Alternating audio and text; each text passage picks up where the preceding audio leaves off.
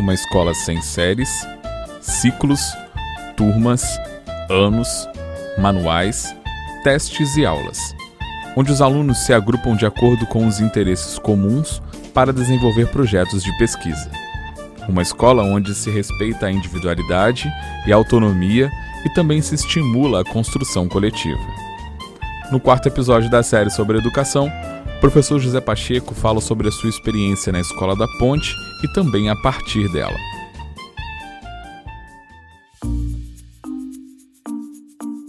Olá, eu sou o Cleiton, produtor cultural do Centro Cultural Fundação CSN, e esse podcast sempre traz assuntos relevantes na educação, arte e cultura. Se você está chegando por aqui agora, seja muito bem-vindo. E eu te convido a ouvir os outros episódios da série e também os próximos que ainda virão.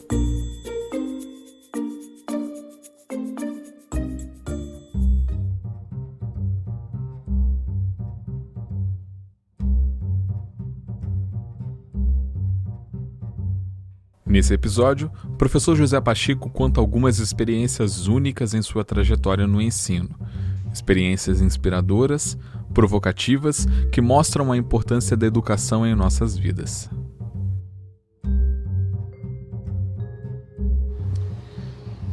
É evidente que a Escola da Ponte serviu para muito. Ela provou a possibilidade de passar do centro no professor para o centro no aluno. Quem vai lá percebe isso, não é? Não sei se alguém aqui já foi. É a criança, é o aluno que decide o que quer aprender, quando, como, com quem. Mas havia alguma coisa que faltava. Mas começando pela primeira pergunta, a questão da autonomia, como é que nós conseguimos ultrapassar as dificuldades burocráticas e tudo mais. A primeira grande mudança, que é indispensável e que nesta formação nós vamos fazer, é passar do professor solitário em sala de aula para o trabalho em equipe. E o trabalho em equipe não é estar numa reunião em equipe, é trabalhar em equipe. Porque o professor sozinho em sala de aula, ele não é autónomo, ele é autossuficiente e dá um mau exemplo aos alunos, dá um exemplo de individualismo. Ele é o maior dentro da sala de aula porque não há mais nenhum professor, ele é o melhor de todos. Reparei, o professor tem dever de obediência hierárquica. Mesmo que não concorde com uma ordem da direção, ele tem de cumprir. Onde é que está a autonomia? Então, vou dar-vos um exemplo de como nós resolvemos. Durante 8 anos, éramos 3 numa escola de 40 e tal professores. Primeira coisa, respeito por quem não quer mudar. Muito respeito por quem pensa que dando aula ensina, e crença não se discute. Respeito por quem não quer mudar. Mas nós os 3 decidimos mudar. Só que criança não é cobaia de laboratório, nem professor. Então nós começamos dando aula 24 horas por semana e 1 hora à quarta-feira diferente, a partir de dificuldades de ensinagem. Porque não há dificuldades de aprendizagem, há de ensinagem nos professores. Depois, se quiserem, falarei melhor sobre isso. Não há crianças com necessidades educativas especiais. Há professores com necessidades educativas especiais. Não há crianças deficientes. Há práticas educativas deficientes. É preciso ser muito claro nisto. Eu posso falar à vontade que a Escola da Ponte criou a primeira equipe de educação especial. Eu estive na Conferência de Salamanca, escrevi 2 livros sobre inclusão. E peço desculpa da arrogância. Aliás, um deles valeu-me... Eu posso contar uma historinha? Ou não? E depois eu continuo com a questão da autonomia. Lembrei-me que foi quando nós passamos do trabalho em equipe para o trabalho em comunidade. Foi lindo. A Escola da Ponte é uma escola de rede pública. Pública. Muita gente pensa que é particular, é público. E que não tem diretor. Quem manda na escola é a comunidade, são os pais. Mas nenhum pai vem dizer aos professores como eles vão trabalhar. Aí está a grande questão. Mas vamos lá. Ouviram falar de inclusão? É uma coisa que se escreve, mas não se faz.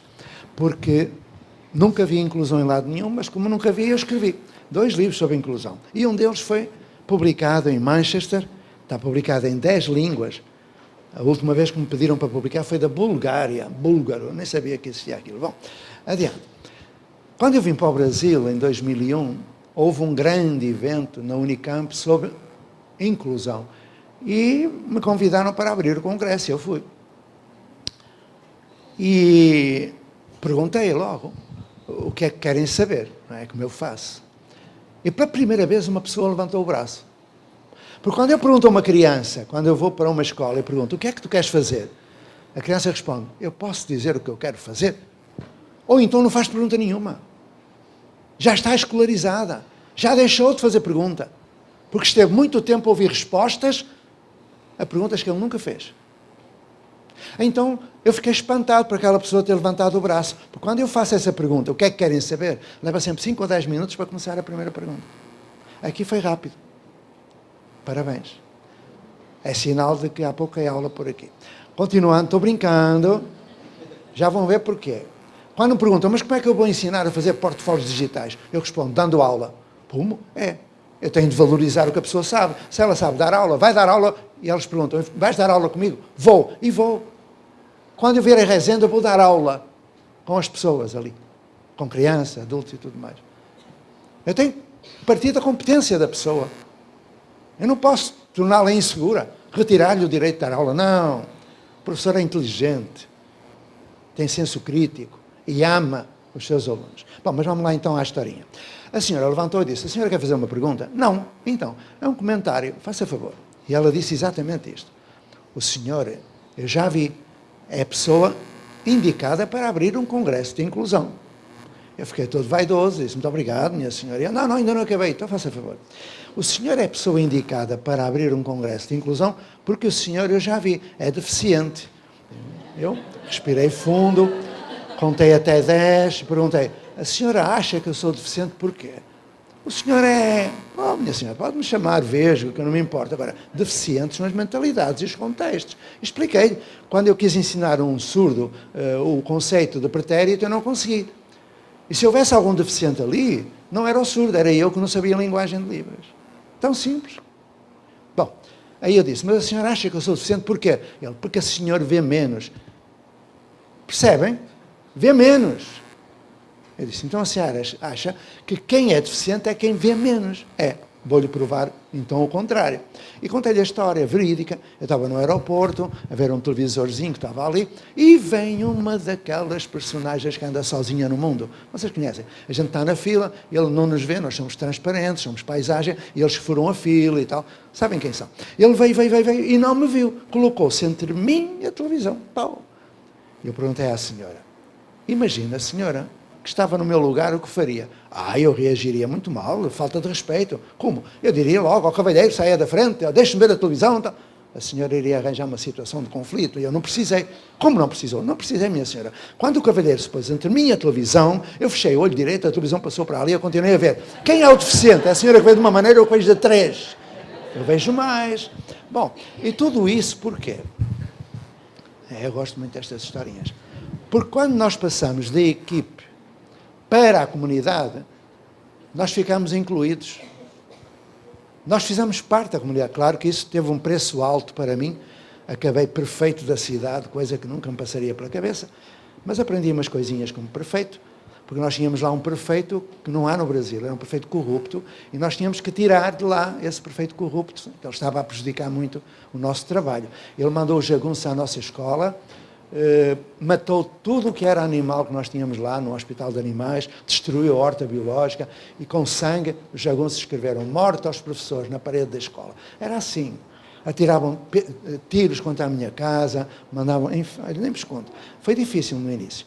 E então, quando nós tínhamos a comunidade já, não é levar a comunidade para a escola, nem a escola para a comunidade. Isso é do século XVII, do Comênios. Não leva a árvore para a escola, leva a escola para debaixo da árvore. Não, nem é para uma coisa nem outra. Escola é um locus de aprendizagem da comunidade.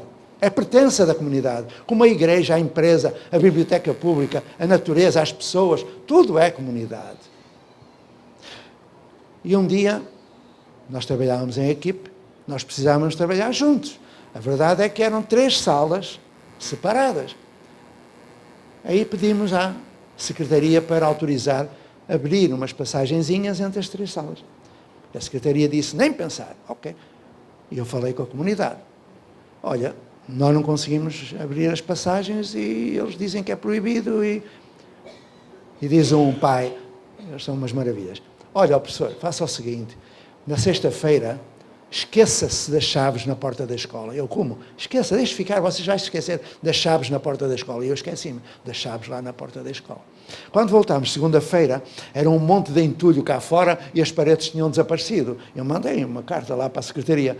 Alguém entrou aqui durante o fim de semana a destruir as paredes. A comunidade resolveu o problema.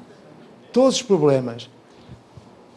Posso contar só mais uma destas, da autonomia? A Escola da Ponte é a única escola no mundo que tem um contrato de autonomia. Ok? Quando vem a ordem do ministro ou do secretário, os pais é que a recebem. E os pais não têm dever de obediência hierárquica. Eles não são funcionários do Estado. Aí eles pegam na ordem e perguntam aos professores, está para cumprir? Não. Olha, então meta isto lá na gaveta. Pronto. Não fazemos. Só fazemos aquilo que está dentro do projeto político ou pedagógico. Tão simples. É o Asterix no canto da Gália. Então, vamos lá. Um dia aparece um inspetor. Vou ficar só com esta historinha. Tinha uma mais complicada, mas é muito longa. Aparece um inspetor na escola. Quem é o diretor? E a resposta era sempre a mesma. Somos todos. Não, mas quem é o diretor? Somos todos.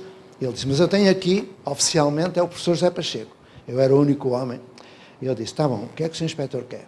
Traga-me o livro da inspeção. Porquê? Tive uma denúncia de que os senhores não têm livro de ponto. Claro. Um dos nossos valores, da matriz axiológica do projeto, é responsabilidade. Quem é responsável quando é controlado diariamente? Tão simples. Autonomia. Como é que se pode criar autonomia se a gente tem que assinar a entrada e a saída? Controlado. Não pode. Eu disse, mas ele, o inspetor é inspetor e não quis saber de nada e pôs lá assim. Voltarei no dia 2 de dezembro para verificar o preenchimento do livro de ponto. Ponto. Livro de inspeção e eu, claro, professor, quietinho, sim, senhor inspetor, sim, senhor inspetor. Traga-me o livro de ponto. Eu fui pegar, era um livro enorme. Ponha aí. Quantas páginas tem? Tem páginas, tinha que se escrever o termo de abertura, e vocês não são desse tempo. Tem tantas páginas numeradas, rubricadas, não vai ser bom. Aí o inspetor foi embora, isto era o dia 1 de outubro, e eu chamei a comunidade novamente, toda a gente veio, olha, temos aqui um problema. O quê? Temos que preencher o livro de ponto. E o inspetor disse que vinha cá no dia 2 de dezembro. E os pais conversaram e dizem, olha, já tenho uma saída para isso, diga lá. E vão ver qual foi a proposta da comunidade. Quando nós vamos saber, por exemplo, medicina popular, quando vamos saber meteorologia popular, quando fazemos um mapeamento do potencial educativo, nós descobrimos coisas incríveis. Mas vamos lá. Dia 2 de novembro, que o dia 1 é feriado, eu cheguei e abri o livro de ponto. E fiz aquilo que a comunidade mandou. Perguntei a quem estava ao meu lado, qual é a cor que representa o seu estado de espírito? Cor de rosa, estou bem disposto. Peguei no lápis cor de rosa e escrevi José Francisco Almeida Pacheco, lá no livro. Ao fim da manhã eu perguntei à Fatinha, que era a funcionária, Fatinha, qual é a cor que representa o seu estado de espírito? Estou muito zangada, põe aí um vermelho. Eu peguei no lápis vermelho, José Francisco Almeida Pacheco. Depois do almoço, perguntei de novo à Fatinha, e agora? Agora estou bem, estou a fazer disto um amarelo. Eu peguei no amarelo e pus José Francisco. Quando chegou ao fim do mês, quem olhasse aquele livro a mais de 1 metro, não percebia o que estava escrito, mas via pinturas de Van Gogh, saíam uns amarelos lindos, um cor-de-rosa, uns vermelhos, coisa linda, a gente só via era as cores a saltar. Bom, 2 de dezembro vem o inspetor. O inspetor chega, a gente deu-lhe chazinho, e as minhas colegas todas, calma, o homem senta-se, pega no chá com a mão esquerda e abre o livro com a mão direita. Eu pensei que ele fosse morrer. Não pode. Eu, o que é que foi, Sr. Inspetor? Calma. Não pode. O homem gritava. Não pode o quê, Sr. Inspetor? E eu com uma cara de pau. É que não pode escrever aqui a cor de rosa. Eu assim, Sr. Inspetor, desculpe. Na lei diz que não se pode escrever a cor de rosa? Não. Então, mas se vocês podiam escrever a azul ou a preto, como toda a gente. Não, a gente vai continuar a pôr a amarela, a vermelho, tudo. Ele olhou, traga-me o livro da inspeção. E disse, valha-me Deus, mais um processo disciplinar. O homem pega no livro e não fez mais nada. Rasgou a folha que tinha feito 2 meses antes e disse, eu já tinha ouvido que vocês todos doidos, eu quero dar sumiço a esse livro, eu não estive aqui, eu vou-me embora. E foi saindo.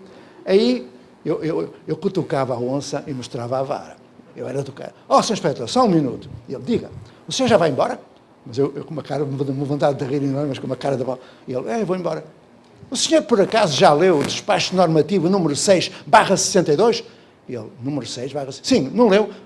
Estão a ver, colegas? Vem este indivíduo para aqui, perturbar-nos, fazendo-nos perder tempo, não lê os despachos, não lê as leis, saia daqui, desaparece. Olha, peço, saia. O homem saiu. Aí, quem estava a fazer a ata perguntou-me, olha, que despacho é esse? Eu não sei, eu inventei naquele momento. Era do diabo. Aquela comunidade era assim, e é assim. Uma comunidade autónoma, digna, e a melhor escola do meu país. Temos ex-alunos com 60 anos de idade, que são a prova de que realmente... Só que... E agora o resto. Nós compreendemos que nós somos os primeiros a pôr computadores na escola. Fomos os primeiros a meter internet, trabalhar EAD. Fomos os primeiros a trabalhar Montessori, Claparede, Dewey, da metodologia de trabalho de projeto. Fomos os primeiros a fazer Steiner e Waldorf e a fazer Freinet, do movimento da escola moderna. Fomos os primeiros a fazer as taxonomias de Krachtol, o personalismo de Monnier, o ensino individualizado de Dautran. Fomos os primeiros em tudo, vaidosos que nós éramos, com grandes resultados. Só faltava alguma coisa ali. Eu descobri isso quando fui prefeito. Mas não consegui alterar muito a escola da Ponte. Por isso é que eu digo que ela agora já pouco vale. Eu compreendi que se poderia passar do paradigma da instrução, a aula centrada no professor, para o paradigma da aprendizagem, centrado no aluno, no aprendente, no sujeito. Mas que isso não seria suficiente. Era preciso passar do paradigma da aprendizagem para o paradigma da comunicação. Nós estamos no tempo 4.0, não é? A quarta revolução industrial. Nós temos a inteligência artificial, o Wi-Fi universal daqui a pouco, a internet das coisas, a robótica, a criptomoeda, nós temos tudo isso. Porque é que continuamos com alunos do século XXI, com professores do século XX, a trabalhar como no século XIX? Temos computador na escola, tem aula, para quê? Fazemos... Loucura! Todos os projetos, como os vossos, eles têm de salvar a escola. O que eu pergunto sempre é a quem faz projetos como vós fazeis, é se já foram às escolas procurar professores que ainda não tenham morrido. Tem sempre alguns. E com esses, respeitando quem não quer mudar, com formação de base, constituir comunidades, para que nunca mais idiotas, ditadores e outros que tais sejam eleitos, para que nunca mais haja miséria e desigualdade, para que nunca mais... Porque é para isso que a escola serve, para produzir conhecimento, reelaborar cultura e criar condições de uma vida digna, decente. Por isso é que eu digo que a escola da Ponte já pouco vale. Eles são muito zangados comigo, porque eu digo isso em qualquer parte, com todo o respeito que eu tenho por quem lá está. Baseado no respeito, formação de base, consciência política e por uma educação transformadora, te convido a não perder o último episódio da série sobre educação com o professor José Pacheco aqui em nosso podcast. Esse podcast é desenvolvido pelo Centro Cultural Fundação CSN e essa série contou com a parceria da Associação Singulares e do projeto Ecohabitário. A gente se vê em breve.